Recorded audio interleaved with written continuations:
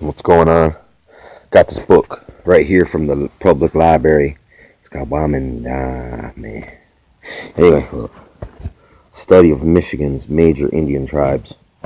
Funny right here too. My aunt was sitting here, and I flipped this over and I goes, wow, that's our res right there. So it's a small freaking world. And then another thing that I seen right here. What is it?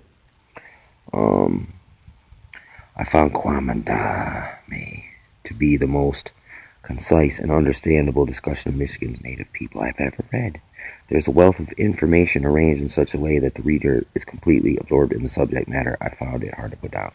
Not a very big book, but let me see. Right here, this is a big key right here. I hope that this text, Kahwamdameh, will be made available to the state schools. Probably not.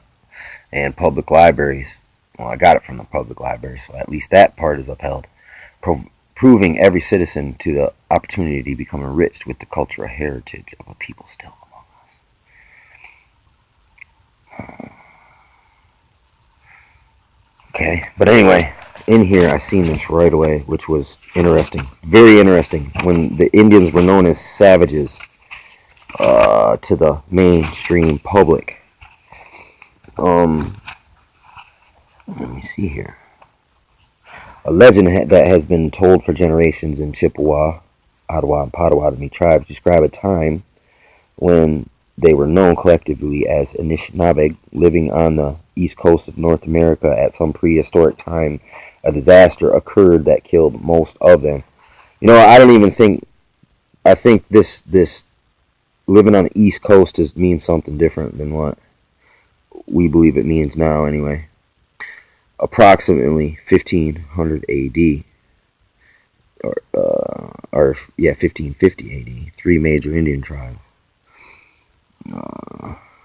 appeared in settlements along the Great Lake shore along the banks of a river. So, let me see. Right here. Infants and children were held in esteem with little discipline as defined by Europeans. See, because the Indians did not live by the Hessian style of our modern society, which is kind of abuse. You keep everyone in a line by abuse and rejection. All right. Anyway, defined by Europeans, Indian code did not allow a child to be slapped, spanked, or otherwise trained through fear. There's the big thing. This is what we are trained by right here. This is our master. And even your parents, all your colleagues and associates, and every person in society has been in some way touched and damaged by that, molested by it.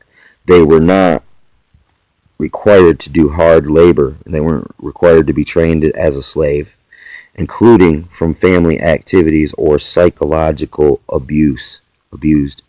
The children learned through example and encouragement, through positive conversation, and indulged with love.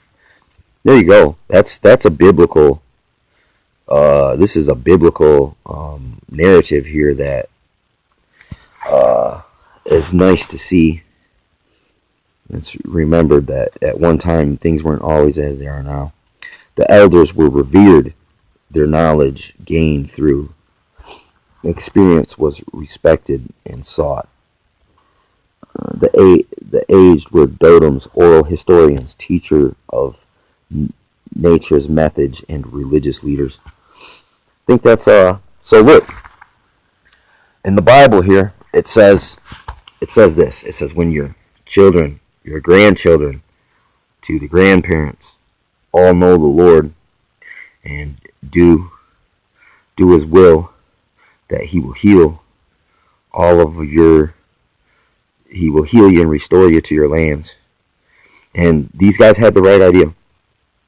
Supposedly, the religion basically it boils down to that when the Indians lived the way that was prescribed for them by the Creator, the Great Spirit. And you can look in Enoch. He's called the Lord of Spirits. Our Father who art in heaven. hallowed be thy name, that guy, uh,